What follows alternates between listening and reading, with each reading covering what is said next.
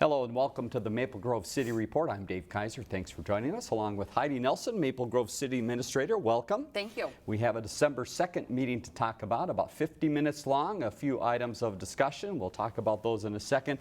Also, 'tis the holiday season in Maple Grove, and so a lot going on in the city. Stay with us. We'll have a lot of dates for you as we get through the program. To the agenda, Heidi, from the 2nd, nothing pulled by the council from the consent agenda, but you wanted to take a moment to talk about some personnel items, because some nice things are happening with current employees moving to some new positions. Tell us about that. Yeah, on this agenda we had kind of 3 internal promotions or people changing positions, and I think that's kind of one of the benefits of the city as an employer, and particularly with the size of Maple Grove and the size of our staff, there's opportunities for promotion and moving to other roles within the city. So Danielle Cheney, who has been our community service coordinator in the police department, is moving over to the building department as our building administrative coordinator. Shannon Burton has been with us as a part-time temporary fire prevention specialist doing fire safety education, and now he's moving into a full-time regular position as a fire prevention specialist fire inspector, so some additional duties in the inspection roles.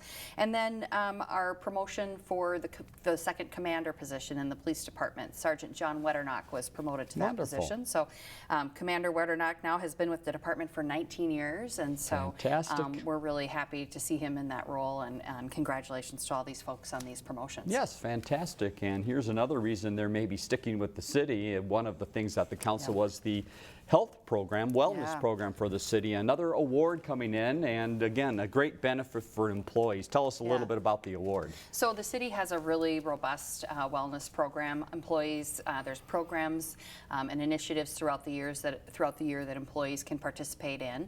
They have the opportunity to earn additional vacation days, which is kind of something that everybody could certainly use and enjoys in their life. And so our program has been recognized on an annual basis by a couple of different organizations. The Wellness by Design Gold Level Award from Hennepin County, and then the American Heart Association Workplace Health Achievement Index silver recognition. So just important to make sure that the council understands, and thank the council for their support of these efforts. There's, some resources that go into supporting these programs, but I think our employees certainly appreciate it, and I think we see some benefits in our health insurance and our work comp rates and those kinds of things.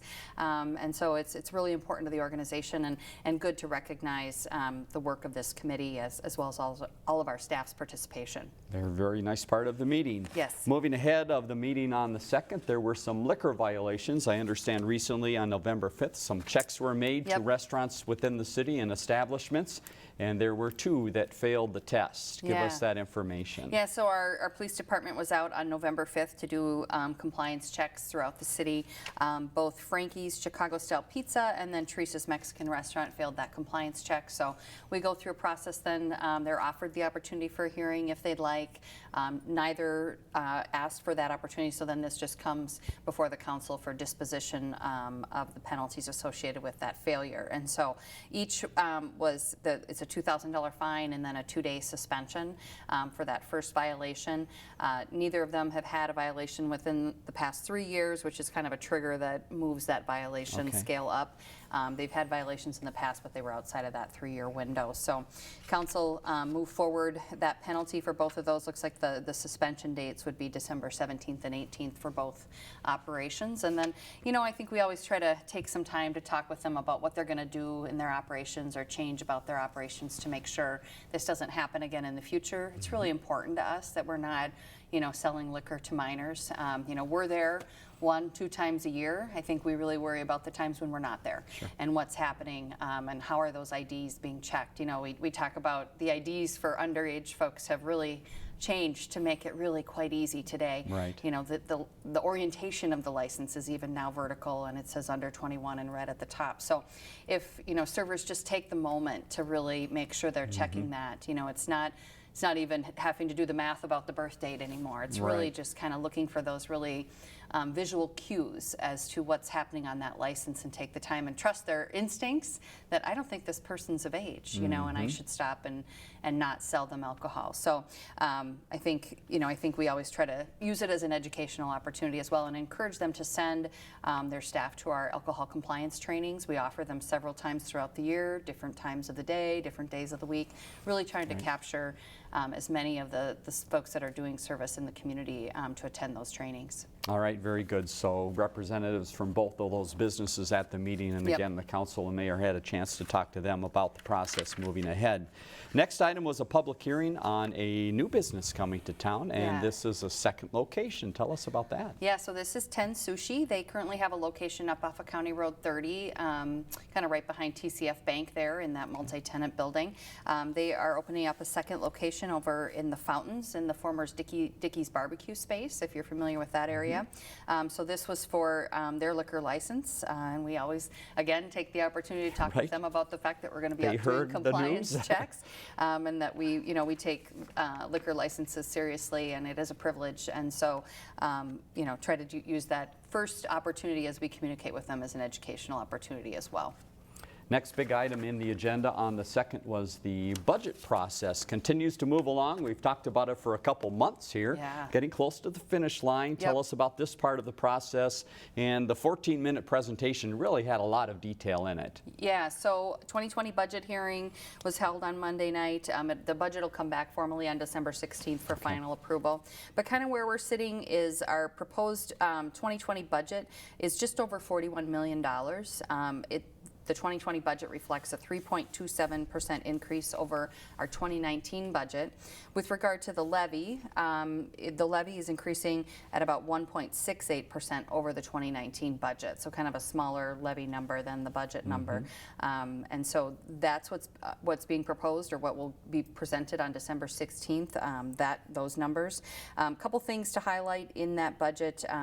For 2020, a couple of new police officer positions, one for the Safe Streets Unit and then one for the Drug Task Force Unit. I think those are the areas where we see a lot of activity and a lot of need for service in those areas.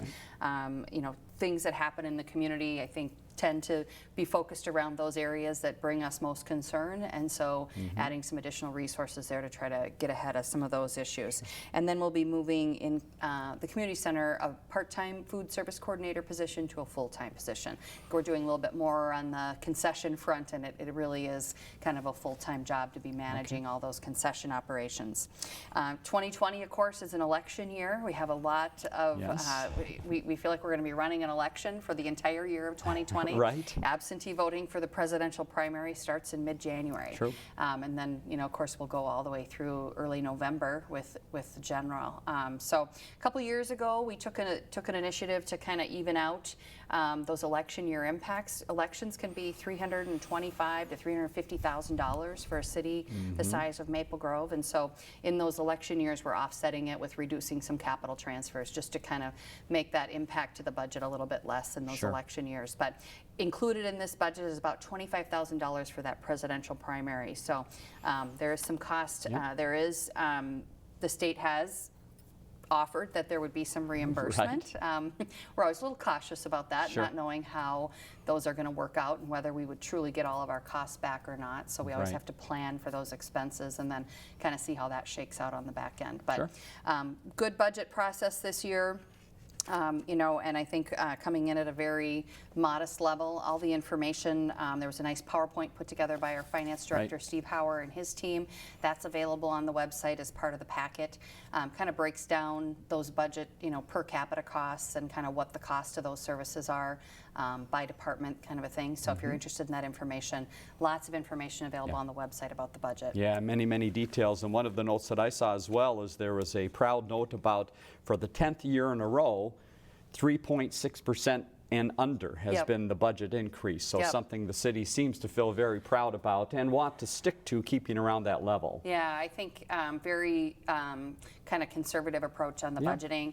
I think one of the benefits in Maple Grove is we always have growth that's offsetting, kind of those increased costs of operations and maybe the growth of our operations, but we're always adding, tax base to the community. There will come a day Right, in Maple Grove where exactly. that will become more difficult to utilize that growth in value in order to offset those costs. But for now, we continue to see that growth happen, and I think at some point you also kind of level out in terms of, you're always going to have your kind of cost of living expense increases, operational increases, but growth of the organization then starts to kind of, level out as well. Exactly. So at some point, you won't be adding officers, those kinds of things to address, those issues at the same pace. And so Right. I think those things will kind of start to play out together. All right, lots of factors went into this budget, and they certainly will in the future. Again, the next step and the final step is on December 16th, the final approval of the budget. Speaking of December 16th, hopping to the next item, community development updates. Joe mentioned a few things coming up. Some changes for the massage license requirements. Tell us Yes. about that might be coming up on the 16th. Yeah, this is something that we've been working on for quite some time, and are kind of bringing it to a close now, bringing it forward to the council, just to put a bit more regulation around the massage ordinance. Oftentimes we'll see that those types of operations might be, kind of come and go type of operations, and might have things going on inside those operations that don't necessarily, they aren't necessarily traditional massage-oriented type business activities. Sure. and we can have police department involvement, that kind of thing. And so tightening up some of those licensing restrictions hopefully will reduce kind of some of those more temporary organizations coming into our city, and maybe, conducting business that we don't want to see in our community. And so that's what we're trying to do here with this massage ordinance, is tighten things up a little bit to get rid of some of that activity. That update, again, will come on the 16th. One note of something we've talked about a few times, and Joe mentioned a little bit of an update, the administrative citations. Up to this point, really not too many going out, but Yep. It looks like a few will start to come, and again, people need to be aware of this. Yeah, so we have implemented the administrative citation process for code enforcement issues in the community. Still following the traditional process of giving you notice. There's 2 letters that would go out to let you know that there's a code enforcement violation, and that you have the opportunity to cure that violation or fix the situation. So that fine is kind of almost like a last resort situation that we utilize once we've provided that notice. So just so folks are aware, if you have questions about that, you can certainly give a call up to our community and development staff. Jolene Nelson heads up our community, our code enforcement activity, and she can respond to any questions that you might have. All right, Yep. and Joe also mentioned a little bit about the snow. Ken will talk about it in just a second, but Yep. Joe's mention was there is an ordinance dealing with clearing your sidewalks. Yep. Help people understand what that is and why that's important. Yeah, so I think we get a lot of questions about when can I use my snow blower, Right. when do I need to have these things done. Really within kind of that 12-hour period after a storm, you can be blowing snow whenever. I mean, we don't restrict the hours of that. And then kind of that same time frame for getting those sidewalks cleared after a snow event. All right, so the snow is with us, so be ready for that information. And one other note coming up for community development, Pizza Karma will have a grand opening, and that will be on December 12th is the date. Yep. Let's move on to Ken Asheville, talk a little bit about Public Works and Engineering, and he mentioned the snow as well. It was the big event of Thanksgiving, and because of the length of the snow, it was a little bit of a challenge for the city. You had to go out multiple times. Yeah, so from Wednesday to Sunday, I think we did a full plow of the city 3 times. Lots of activity over that holiday weekend. I think most of the guys got Thanksgiving Day. That's nice. The holiday. Yeah, odd I timing. think that we got through Wednesday and cleaned that up by early Wednesday afternoon. So, and then as we moved into Friday, it became a bit more of an issue. So we really appreciate the efforts of our staff. Yeah. We sounds like everything went pretty well out there on the streets. We didn't have a lot of complaints this That's time, good. but it kind of helps when it comes in littler chunks where we're not trying to get rid of 12 inches of snow in one plow Right. event. So lots of activity over the holiday weekend. All right, hats off to the crew that takes care of the snow plowing. Ken also mentioned a little bit about road projects, and this was some word on a national level and just some comparisons. Give us a little background on what you're looking at and what might be some steps. Yeah, so we talked about over the summer months that we had applied for a federal build grant application, or made an application for the federal build program for the 610 completion project. We had a couple trips out to DC to advocate for that and talk with our delegation out there, as well as the federal DOT. Those awards came out in mid-November. We did not receive funding, but also the state of Minnesota didn't get any funding out of that federal process. Okay. So we certainly were disappointed here at a local level, but there was recently a letter from our federal delegation to the Secretary of Transportation kind of inquiring as to why Minnesota was passed over and why we weren't awarded any funding, and trying to understand a bit about their scoring and ranking process. So I do think there will be some follow-up on that. I mean, it's not uncommon that you have to go through an application process couple times, 3 times before you kind of get up in that ranking to get funding. So I suspect we may submit again next year. Now we kind of have the application done. May need to tweak that based on feedback from federal DOT, but good to have our federal delegation kind of there, in support of looking at that process. And I think they were hoping that there'd be some dollars coming back to Minnesota for this round of funding. All right, more information to come on that. Final note from Ken, a sad note, the passing of Ed Lang, and Ed Lang's name is attached to the waste site. So tell us a little bit about his importance to the city and a little bit about what the future holds. Yeah, so Ed, has a long history with the city, and we've been kind of digging that history up in preparation for the service that his funeral service will be Monday. Ed served on the Economic Development Commission for the city of Maple Grove back into the the late 80s through the early 2000s, and so kind of a pillar of the community from a business perspective, but also from that service of serving on the Economic Development Commission. Owns quite a bit of land in Maple Grove, but also operates the yard waste site up there off of Maple Grove Parkway. And I think that's a treasured service here in Maple Grove, very popular, and certainly serves other suburbs as well. We just recently signed a new agreement with them. We don't anticipate any changes up there because of Ed's passing, but things will continue on. We continue to work with his son up there, so we don't anticipate any changes, but certainly want to express our sympathy to Ed and his family over his passing, and appreciate his service to the community, and working with us on the yard waste site. So definitely a big loss for Maple Grove. Final notes from the meeting on the 2nd. Heidi, you had a few updates, and one was the Angel of Hope event. And again, we mentioned a lot of events coming up, so get ready. This one is coming up on December 6th. And again, what is that event? Yeah, so this is the Angel of Hope event up at the Arboretum, Friday, December 6th at 7 p.m. It's annually, every year, on December 6th at 7 p.m., regardless of the day of the week. This event happens, and it's really kind of a memorial service for those that maybe have lost a child. If you recall, the Arboretum, or the Angel of Hope Memorial, was expanded in the last year or two, and you can buy pavers up there as a memorial. So there's lots more space and opportunity for pavers up there now. But every year there's a brief ceremony held. It's always very cold. Yes, true. So today it's going to be 35. Tomorrow 20, Saturday 35, so it's just in honor of that day. It's always a very brisk evening up there, but a nice brief ceremony, very touching ceremony, lots of involvement from the community. So that's our annual event up there at the Angel of Hope. Very nice. Hopefully people can attend. You also mentioned to the council and mayor that the employee appreciation event is coming up on the 12th, so a chance to recognize employees. And then joint work session coming up with the park board. This is an ongoing process to talk about the community center. What phase are we in of this process now? Yeah, so this will be an update joint park board city council workshop on the 16th prior to the regular meeting. About a 6 p.m. start. We'll be down in the Emergency Operations Center if folks are interested. We're really kind of moving through, we've finished up the community engagement work.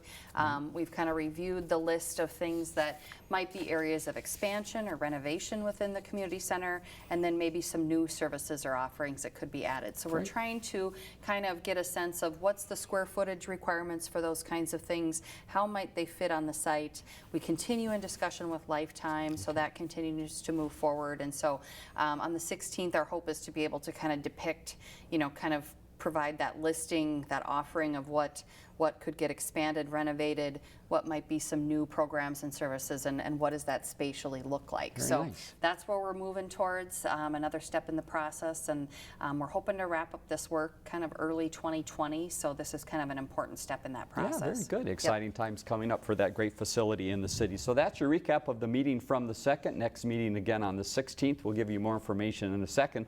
But Heidi, let's jump around town of some of the things going on. And one of the items coming up is a real nice event with the police department, and that's the Shop with a Cop. Tell Yep. us how that works and how people can get involved. So this is the 5th annual event for Shop with a Cop, and this is in partnership with Walmart. Walmart provides a lot the funding for this event, and Nice. so it's a really great partnership, great opportunity for them to give back to the community. Children from the community are paired with an officer. Walmart provides the resources for them to go shop for their family. They come back to the community center, gifts are wrapped, we have some pizza, that kind of a thing. It's really just a great opportunity for kids that may not have the resources or the ability to have gifts in their home at the holiday time, and so Very nice. this is a great opportunity. And opportunity for these kids to interact with law enforcement and create those relationships and see them as a resource that is there to help them and support them. And so we're really grateful to Walmart as well as to our officers. Many of the officers that participate in this event volunteer their time to do so. And so it's a great event for the community. Very nice. Another opportunity for the community to get involved in some giving is with Toys for Tots, and you have some opportunities to help people with that. Yeah, so we have drop-off locations at the Government Center, Police Department, and the Community Center, and we can accept donations through December 16th, and I think then that very evening, everything goes down to Care 11 that night. So, Very nice. Yep. Another way to give too is by giving blood, and you have an Yes. opportunity for this. We do. Thursday, December 19th from 8 to 11 a.m. This is the Memorial Blood Center blood drive.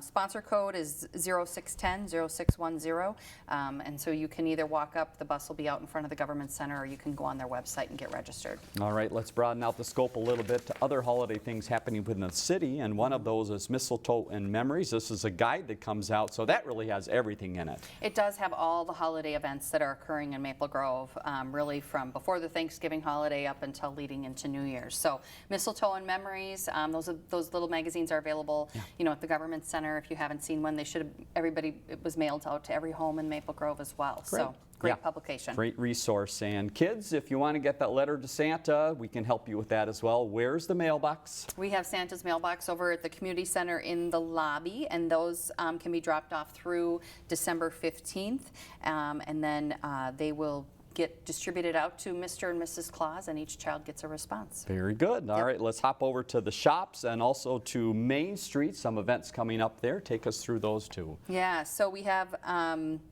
let's see. Oh, Saturday, December 7th, the Shops at Arbor Lakes will have Santa and his reindeer along with fun indoor activities from 1 to 4. This is in the area kind of over by Biaggi's and Forever 21. Okay. And then the Hometown Holiday and Community Tree Lighting, that is Saturday, December 7th. So this is all coming up this weekend here, Yep, pretty quick. yep, real fast. Main Street events are from 3:30 to 6:30. Horse-drawn trolley rides, fire eaters, music, Santa and Mrs. Claus, and then the parade starts at 5 p.m.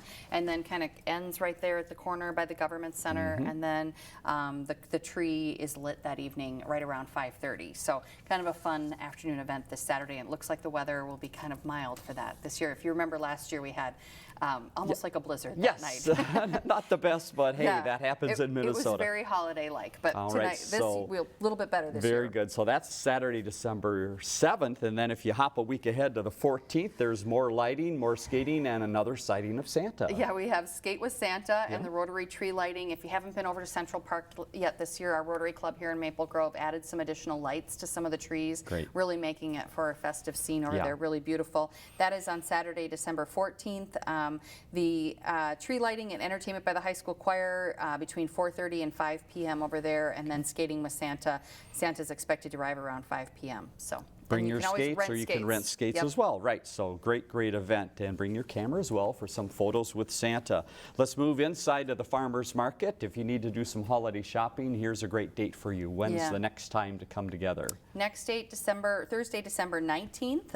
So we have, again, over 20 vendors set up for that day. And then this will be kind of the last indoor market for a while, because the next one is not until the middle of March. So Okay. we take a little hiatus here between Christmas and then as we start to edge into the spring a bit. Sounds fair. All right, and if we've talked too much about cold, here's a chance to talk a little warmth. On New Year's Eve, you're bringing out the beach to the Yes. community center. What's this event? So the theme for the annual New Year's Eve party this year at the community center is a beach party. Very fun. And tickets are on sale for that event. It's from 2 to 6 p.m. on Tuesday, December 31st at the community center.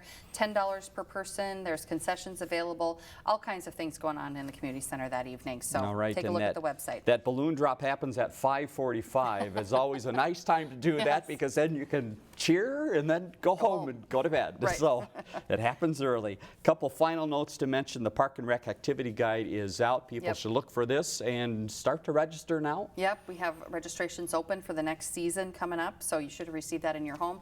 Always available at the community center as well as the government center as well. All right, and inside of that, probably some information about the sports dome, and look closely because there's a new note. You have Yeah. a new time that people can use that dome. Yeah. How does that work? We were able to work things out with the school district to open up that walking track during the weekdays, Monday Very through nice. Friday from 7:30 to 9:30 in the morning, and then it's also open from 5:30 to 9 in the evenings, and then Saturdays from 8 a.m. to 9 p.m. So another offering for people to get out and walk during the winter months. It's really nice in there, and so this is a great weekday opportunity as well. Not as warm as the beach party when you No. walk in the dome, but it's what, 50s or Yeah, so, it's so that's about pretty good when mid-50s. it's 0 outside. Yep, feels good in there. All right, get in and take advantage of that. Heidi, thank you for all the information. You're Great welcome. update from the city. Let's leave you with information about the next council meeting. You see it's on Monday, December 16th, 7:30 at the Government Center. MapleGroveMN.gov, the website. Again, a lot of information there about the budget that we talked about earlier and many of the other things happening in town. Phone number at the bottom of the screen. Viewer response line 533-1710. Questions or comments about the program, we'd be happy to answer those. For Heidi Nelson, I'm Dave Kaiser. Thanks for joining us.